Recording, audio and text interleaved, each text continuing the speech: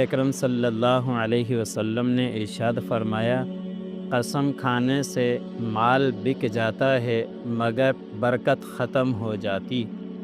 حضرت ابو قتادہ رضی اللہ تعالی عنہ بیان کرتے ہیں کہ میں نبی اکرم صلی اللہ علیہ وسلم کو یہ ارشاد فرماتے ہوئے سنا، اپنی تجارتی زندگی میں زیادہ قسمیں کھانے سے پرہیز کرو، کیونکہ تجارتی معاملات میں زیادہ قسمیں کھانا پہل تو کاروبار کو رواج دیتا ہے، پھر برکت مٹا دیتا ہے۔ حضرت ابو ذر غفاری رضی اللہ تعالی عنہ سے روایت ہے کہ حضور اکرم صلی اللہ علیہ وسلم نے ارشاد فرمایا، 3 آدمی ایسے ہیں کہ جن سے اللہ تعالی قیامت کے دن بات نہیں کریں گے، نہ ہی ان کی طرف نظر رحمت سے دیکھیں گے، نہ انہیں پاک و صاف کریں گے، ان کے لیے دردناک عذاب ہے۔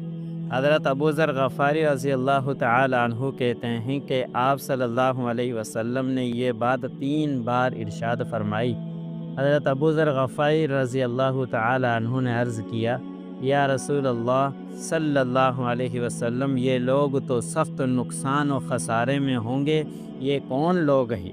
آپ صلی اللہ علیہ وسلم نے ارشاد فرمایا، ٹخنوں سے نیچے کپڑا لٹکانے والا، نمبر 2 احسان جتلانے والا، نمبر 3 جھوٹی قسم کھا کر سامان بیچنے والا۔